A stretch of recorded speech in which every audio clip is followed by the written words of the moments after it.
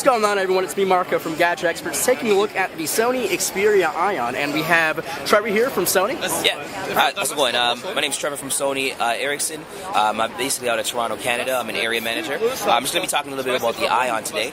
This is the Sony Ericsson Ion. I like to call this a piece of art, even when the phone's off and when it's on. And the reason why is clean, monolithic, black-looking display. Kind of mirrors the same images as our Sony Bravia televisions. When I turn on the device as well, too, you're going to basically see over here that it has a very crystal clear screen display with natural tones and colors. Okay. And that's because of the Bravia engine in it. We've taken the same Bravia engine out of our televisions and made a mobile version of it to put into our devices right here. Okay, so I've heard there's zero air under the screen. Is that correct? It's called a no air gap display that basically okay. sits there. And the reason for that is when you go outside into the sunlight, you don't see that glare on your phone. You're still able to see the display very, very clear.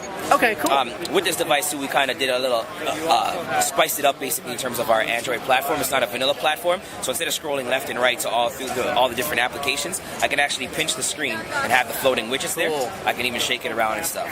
This right now is running Android 2.3.7, the latest in terms of Gingerbread. As soon as 4.0 gets released without all the bugs and stuff like that, we will definitely update it to Ice Cream Sandwich.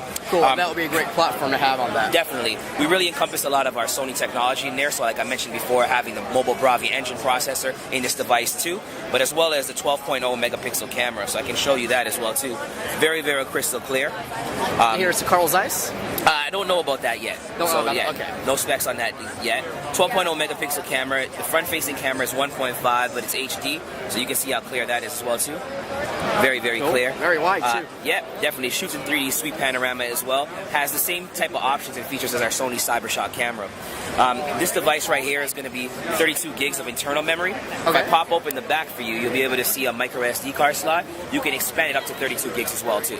Okay, so you can add a total of 64 onto there. Exactly. This is going to be an LTE and NFC device, and this is going to basically be out through AT&T as an exclusive, and we're hearing it's going to be out for Q2. For Q2. Yeah. All right. Other than that, though, you basically have the HDMI cable, as well as the power cable on one side.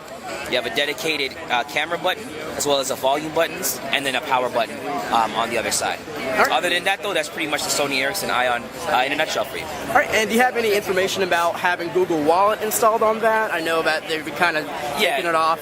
It might be like in terms of NFC, but we're not too sure about that yet. That hasn't been confirmed, so yeah, I'll leave that as is. All right, thank you so much, Trevor from